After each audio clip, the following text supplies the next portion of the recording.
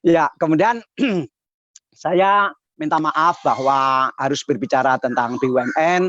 Saya tadi sudah bilang bahwa saya sudah 6 tahun tidak mau berbicara tentang BUMN.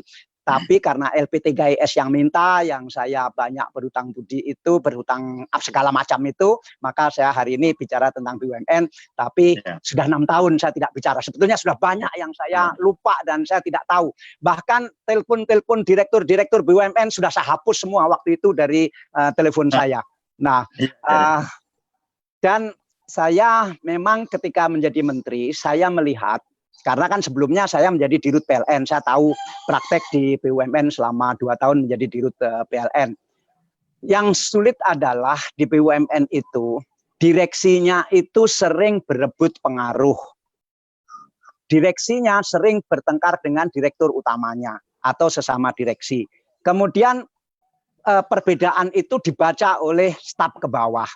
Dan masing-masing kemudian seperti punya pengikut di internal perusahaan itu. Nah, gejala seperti itu sangat tidak baik. Apalagi direksinya kadang-kadang mencari backing di luar. Apakah dia politisi, apakah dia pejabat yang lebih tinggi, sehingga katakanlah ada 5 direktur di satu BUMN. Bisa saja 5 direktur itu punya bos sendiri-sendiri. Begitu. Nah, ketika saya jadi menteri BUMN, saya tidak mau itu terjadi. Saya hanya mau tahu direktur utama. Saya tidak mau tahu direktur. Direktur loyalnya harus kepada direktur utama.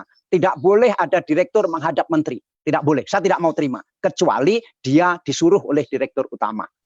Tidak boleh direktur tiba-tiba nyelonong ke kementerian. Tidak boleh.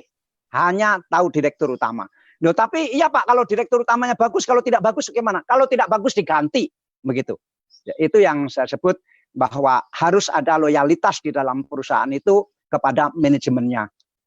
Sehingga jangan sampai masing-masing direktur mempunyai bos sendiri-sendiri di luar sana. Itu akan membuat tidak solid di BUMN itu. Nah, tetapi apakah itu ide yang baik saya juga tidak tahu. Karena memang yang disebut roadmap tadi memang tidak ada. Apakah itu ideal saya juga tidak tahu. Ya, tapi itu kan dari insting saya karena saya lahir di swasta, besar di swasta. Di swasta itu seperti itu. Tidak ada direksi yang tidak cocok dengan dirutnya, itu tidak ada. Semua direksi harus cocok dengan dirutnya. Karena kalau tidak diganti begitu. Tapi di BUMN itu sangat biasa ada direksi tidak cocok sama dirutnya. Nah, dari pengalaman itu maka saya bawa bahwa mulai waktu itu tidak boleh lagi direksi tidak cocok sama dirutnya.